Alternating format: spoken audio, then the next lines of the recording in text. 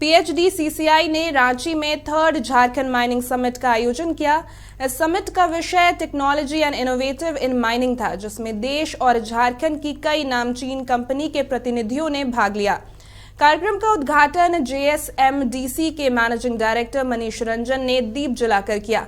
Summit में mining के क्षेत्र में नई टेक्नोलॉजी के इस्तेमाल पर चर्चा की गई। पीएचडी सीसीआई के चेयरमैन और क्यूरेस्टा हेल्थ के एमडी डॉक्टर संजय कुमार ने स्वागत संबोधन में कहा कि पीएचडी सीसीआई देश भर के इंडस्ट्री के लिए कैटलिस्ट का काम करती है। माइनिंग इंडस्ट्री विकास के कई मानकों को पूरा करता है। वहीं डॉक्टर संजय कुमार ने कहा कि माइनिंग क्षेत्र में रहने वाले और माइंस में काम करने वालों में लंग्स की बीमारियां देखने को मिलती है, जो चिंता का विषय है। जेएसएमडीसी के मैनेजिंग डायरेक्टर ने कहा कि झारखंड में माइंस के क्षेत्र में लोकल कंपनियों के लिए काफी संभावनाएं हैं। समिट के अंतिम सेशन में खनन में नई और उभरते टेक्नोलॉजी के स्वचालन और प्रभाव विषय पर पैनल डिस्कशन किया गया। पैनल डिस्कशन में क्यूरेस्टा हेल्थ के चेयरमैन अविनाश कुमार ने कहा कि माइनिंग के क्षेत्र में स्वास्थ्य की अहम भूमिका है।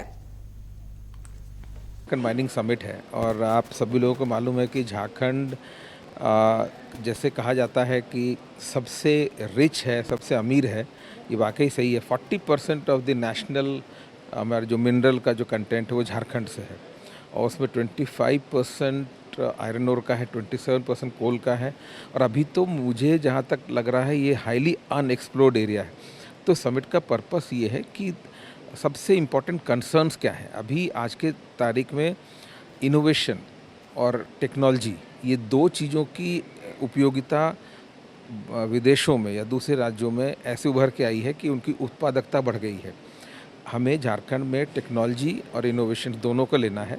इसके साथ साथ एक सस्टेनेबल ग्रोथ की जो बात होती है और एनवायरनमेंट का बहुत बड़ा कंसर्न है। हमारे जो मज़दूर हैं और जो वहाँ कर्मी है, काम करते हैं, उनको जो दो डिजीज़ होती है, सिलिकोसिस, निमोकोनियोसिस, पूरे जो लंग्स ख़राब हो जा रहे हैं और इसके अलावा बहुत सारे हेल्थ इश्यूज़ आ रहे हैं, उस पर भी फोकस इस समिट में है। पीएचडी चैम्बर ऑफ कॉमर्स के द्वारा आज थर्ड माइनिंग समिट का आयोजन रांची में किया गया। इसका मुख्य विषय है जो माइनिंग में एडवांस टेक्नोलॉजी का जो यूज है उसके ऊपर चर्चा होनी है।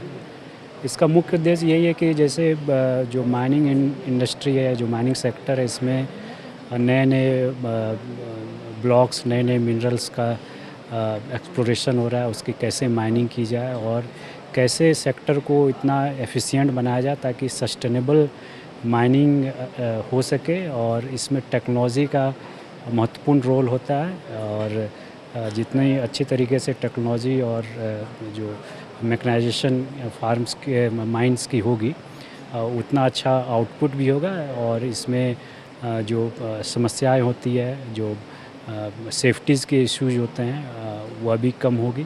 Job has to be taken care of and it can be taken care of by increasing the productivity, by increasing cost efficiency. The government will get more money and even the companies will get more CSR funds to act on the development of that unskilled labor forces. Those unskilled labor forces can be converted into trained staff, trained technical persons, which can further be utilized into the mining again.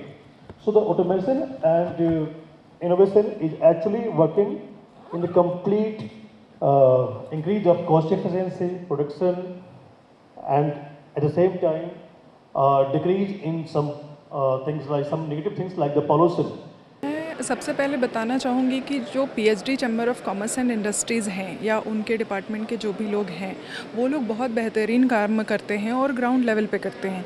या जो ऐसे programmes होते हैं ये हम PhD chamber of commerce आज से नहीं, ये बहुत पहले से हम इनको देख रहे हैं कि जो भी नई नई चीज़ें आती हैं या जिनका इम्पैक्ट चाहे वो अच्छा हो या बुरा हो मार्केट में, ये उन पे काम करते हैं। वैसे प्रोग्राम सेमिनार ऑर्गेनाइज़ करते हैं और मैं इसको बहुत अप्रिसिएट करती हूँ। और मैं चाहती हूँ कि ऐसे ऐसे प्रोग्राम्स हों, पीएचडी चैम्बर ऑफ कॉमर्स हमेशा करें। और पीएचडी चैम्बर ऑफ कॉमर्स जो आप पब्लिक हैं, पब्लिक क्या चाहती है उस पे काम करती हैं। और जो ये माइनिंग समिट है, आप देख रहे हैं ये 3rd माइनिंग समिट है, इससे पहले 2 समिट और ऑलरेडी हो चुके हैं। तो ऐसे ऐसे बहुत सारे होते हैं और बहुत सारी कंपनीज़ इसमें एसोसिएट होकर काम करती हैं। मैं भी कंपनी सेक्रेटरी हूँ, तो मैं भी इसमें मेरा भी रोल था, लाइक जो कंप्लाइंसेस होते हैं। तो मैं देख रही हूँ कि ये सारी चीज़ का प्रॉस एंड कॉन्स तो होता है, बट कोई नहीं, अगर कुछ ऐसे प्रोग्राम्स होते हैं और जो भी उसके आउटकम्स आते हैं, हमें उस पर काम करना चाहिए।